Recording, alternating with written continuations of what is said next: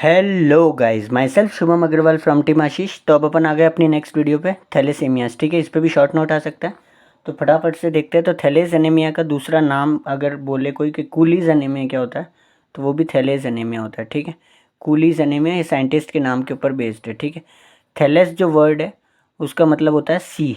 ठीक है, क्योंकि ये फर्स्टली जो है ये मेडिटेरेनियन सी रीजन्स में देखा गया था, इसलिए इसका नाम थैलेसेमिया रखा गया। ठीक है, तो ये थोड़ी बहुत हिस्ट्री की बात हो गई। ठीक है, तो ये भी क्या है, इसके अंदर क्या होता है कि जो अपन ने सिकल सेल एनीमिया पिछली वीडियो में देखा था, ठीक है, वो वहाँ पे ये बात बतानी रह गई थी कि वो क्वालिटी में प्रॉब्लम थी। ठीक है, क्वालिटेटिव प्रॉब्लम थी कि हाँ बीटा चेन की क्वालिटी ख़राब हो गई है, कि क्वालिटी के अंदर ग्लूटामिक एसिड की जगह वेलिन आ गया। ठीक है, तो उससे जो जो फीचर्स आ रहे थे, बट ये जो है ये क्वांटिटेटिव प्रॉब्लम है। क्वांटिटेटिव प्रॉब्लम है, इसके अंदर क्या होता है, डिक्रीज या फिर टोटल एब्सेंट सिंथेसिस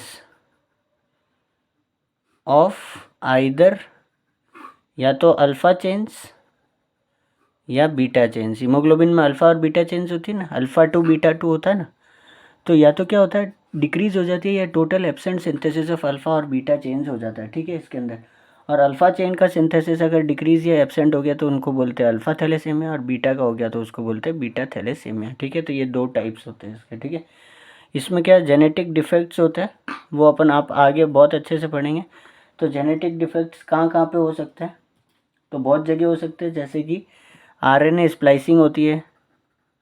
ठीक है, तो आरएनए स्प्लाइसिंग के वक्त कोई डिफेक्ट हो गया। ठीक है, या फिर क्या हो सकता है प्रमोटर रीजन में कोई म्यूटेशन हो गई, प्रमोटर रीजन में कुछ म्यूटेंट्स आ गए। ठीक है, म्यूटेशन हो गई, या फिर पार्शियल जीन डिलीशन हो गया, पार्शियल जीन डिलीशन हो गया, तो कुछ भी हो सकता है। ठीक है, ये हो सकता है। तो अब अपन सबसे पहले डिस्कस कर रहे हैं बीटा थैलेसेमिया। ठीक है, बीटा थैलेसेमिया, तो बीटा थैलेसेमिया क्या है, वही है कि कंप्लीट एब्सेंस या फिर decrease synthesis of beta chains. ठीक है, और ये बीटा थैलेसेमिया है, ये मोर कॉमन होता है देन अल्फ़ा वेराइटी। ठीक है, अल्फ़ा से ज़्यादा बीटा थैलेसेमिया मोर कॉमन होता है। तो इसमें क्या होता है, कैरेक्टराइज्ड बाय डिक्रीज और एब्सेंट सिंथेसिस, डिक्रीज और absent synthesis of beta chains. ठीक है, बीटा चेन्स का डिक्रीज सिंथेसिस हो रहा है। ठीक है, तो अल्फ़ा चेन्स तो बहुत ज़्यादा है, अल्फ़ा चेन्स ज़्यादा है क्योंकि अल्फ़ा जो थी वो बीटा के साथ कंबाइन करके आपका HbA1 बना रही थी। ठीक है, अब बीटा चेन चली गई तो अल्फ़ा अकेली बहुत ज़्यादा है। ठीक है, अब ये अल्फ़ा का चेन की वजह से क्या होगा, एज कॉम्पनसेशन, कंपनसेशन की वजह से इसमें गामा और डेल्टा चेन की जो कंसंट्रेशन है वो बढ़ जाती है। तो और ये अल्फ़ा जो है ये अल्फ़ा के गामा के साथ जुड़ के अल्फ़ा टू गामा टू और डेल्टा के साथ जुड़ के अल्फ़ा टू डेल्टा टू बना लेता है। तो ये कौन सा होता है HbF, और ये कौन सा होता है HbA2। इसलिए इस इन बीटा थैलेसीमिया के अंदर HbA1 तो नहीं मिलता आपको, और ये जो दूसरे हीमोग्लोबिन है ये एलिवेटेड मिलते हैं। ठीक है, तो आई समझ में पैथोजेनेसिस कैसे होता है।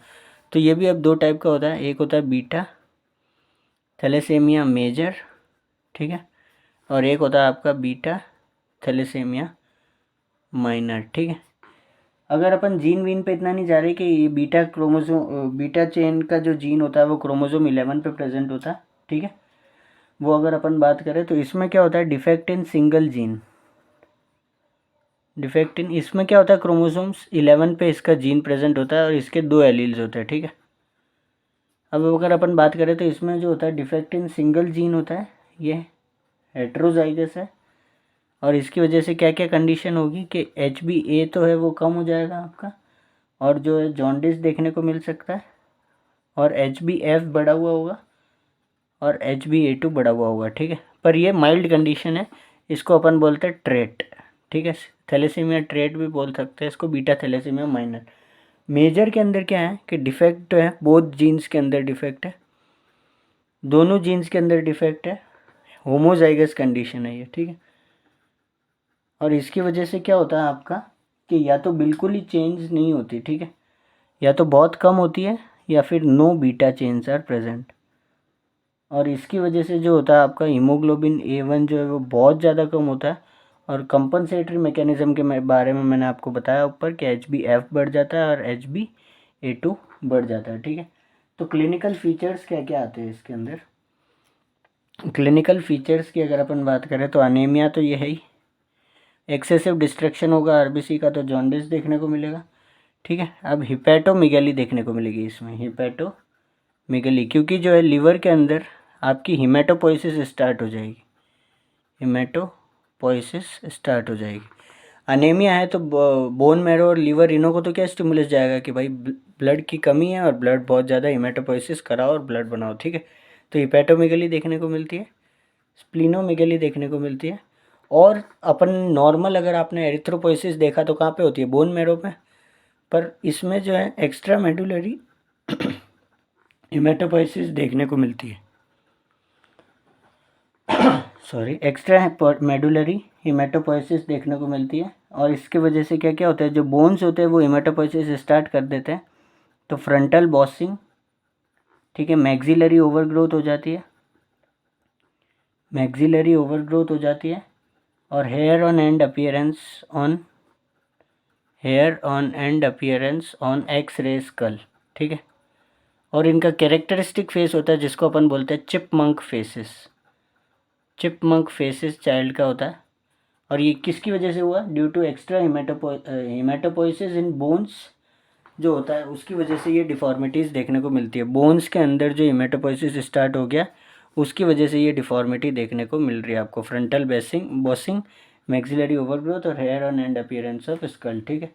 तो ये सब इसकी क्लिनिकल फीचर्स है। इसके भी क्लिनिकल फीचर्स ऐसे ही है, जॉन्डिस है, हिपैटोमेगैली है, पर इसके अंदर जो है वो बोन्स के अंदर इतनी हिमेटोपोइसिस स्टार्ट नहीं हुई, उससे बोन्स डिफॉर्मिटी नहीं देखने को मिलती। तो ये बहुत इंपॉर्टेंट है, बीटा थैलेसेमिया मेजर, ठीक है। ट्रीटमेंट वही है, कोई भी थैलेसेमिया हो तो सपोर्टिव केयर देंगे, सपोर्टिव केयर। और इसमें और क्या क्या कर सकते हैं, फ्रीक्वेंट ब्लड ट्रांसफ्यूजन बहुत ज़्यादा ज़रूरी है, ठीक है। बीटा थैलेसेमिया मेजर वाले पेशेंट्स तो फ्रीक्वेंट ब्लड ट्रांसफ्यूजन से इनको ज़रूरत होती है। और फ्रीक्वेंट ब्लड ट्रांसफ्यूजन से मैंने बताया था कि आयरन ओवरलोड हो जाता है बॉडी के अंदर, इसलिए फ्रीक्वेंट ब्लड ट्रांसफ्यूजन के साथ ही इनको आयरन चिलेटिंग एजेंट्स भी दिए जाते हैं, ठीक है। ये आप अच्छे से पढ़ेंगे फार्मा के अंदर, ठीक है। और स्टेम सेल ट्रांसप्लांट जो है, स्टेम सेल ट्रांसप्लांट कर सकते हैं, ठीक है।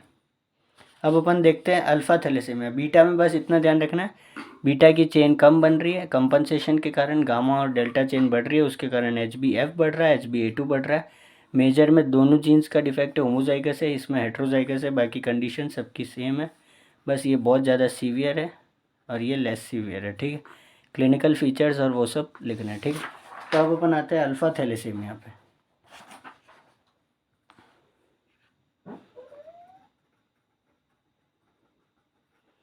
तो अल्फ़ा थैलेसीमिया में क्या है, वही डेफिनेशन तो वही रहेगी अपनी कि क्या है, रिडक्शन या फिर complete absent of alpha chain synthesis, ठीक है। सिंथेसिस में यहाँ पे दिक्कत है, क्वांटिटी में दिक्कत है, इसलिए क्वांटिटेटिव प्रॉब्लम है, ये बात मत भूलना, ठीक है। ये MCQ भी आता है, क्वांटिटेटिव प्रॉब्लम है, और सिकल सेल एनीमिया जो है क्वालिटेटिव प्रॉब्लम है।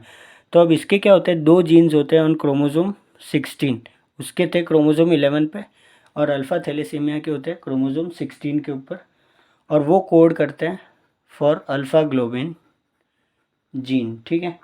और क्रोमोजोम 16 की दो कॉपीज़ होती है, ठीक है। तो दो कॉपीज़ होती है, तो ईच डिप्लॉइड सेल जो होता है वो 4 अल्फ़ा ग्लोबिन एलील्स बनाता है आपके, ठीक है। 4 अल्फ़ा ग्लोबिन एलील्स होते हैं, ठीक है आपके।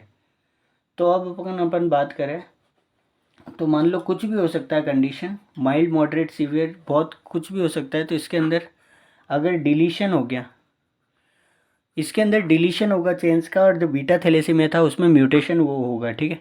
तो डिलीशन हो गया, तो डिलीशन ऑफ वन और मोर अल्फ़ा ग्लोबिन जीन के कारण अलग अलग कंडीशन दिखेगी, और उससे फिर जो होगा decrease quantity of alpha haemoglobin production, ठीक है। तो ये इसकी पैथोजेनेसिस समझ में आई। अब इसके अगर टाइप्स की बात करें तो सबसे पहला जो होता है वो होता है अल्फ़ा थैलेसीमिया ट्रेट। उससे भी पहले अगर अपन बात करें तो एक होता है साइलेंट कैरियर, ठीक है। उसके बाद एक होता है अल्फ़ा थैलेसेमिया ट्रेट, उसके बाद एक होता है HbH डिजीज़, और एक होता है बार्ट हीमोग्लोबिन, ठीक है,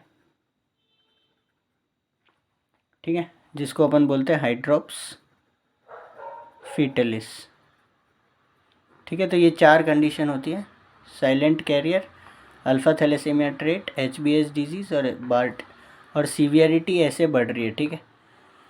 अब अपन देखते हैं कितनी कितनी क्या क्या चेन का डिलीशन है। तो मान लो अगर एक अल्फ़ा चेन का डिलीशन है, ठीक है, ऐसे होती है ना 4 चेन होती है, ठीक है, तो उसके अंदर एक का डिलीशन हो गया, 1 अल्फ़ा जीन का जो है वो डिलीशन हो गया, तो ये इसको बोलते हैं अपन साइलेंट कैरियर। इसमें कुछ सिम्टम्स ऐसे नहीं आते, ठीक है।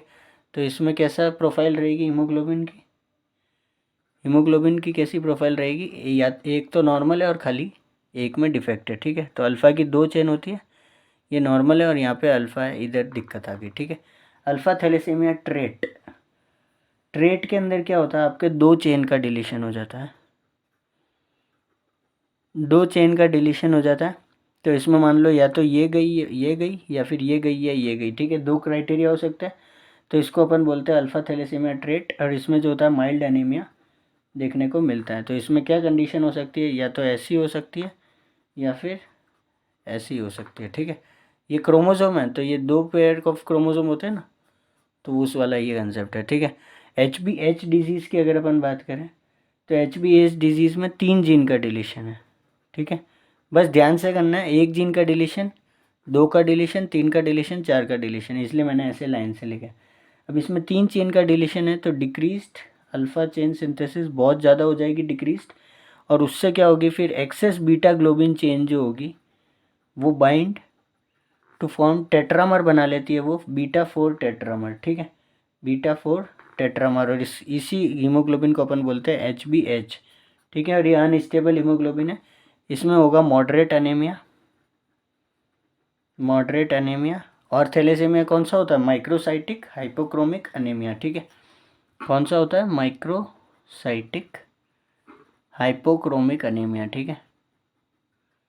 और माइक्रोसाइटिक हाइपोक्रोमिक एनीमिया कौन कौन से होते हैं, आपने पढ़ा होगा ना फिजियोलॉजी में, सीता, ठीक है, small sickle cell iron deficiency anaemia, thalassaemia, और कौन कौन सा होता है, सिड्रोब्लास्टिक एनीमिया और एनीमिया ऑफ क्रॉनिक डिजीज़, ठीक है।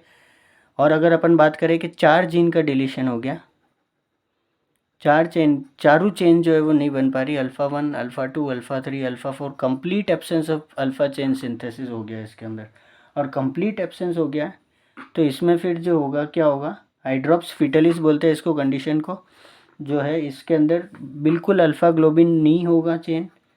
तो इसके अंदर क्या करते हैं, एक्सेस जो गामा ग्लोबुलिन होते हैं वो bind with each other to form Bart, ठीक है।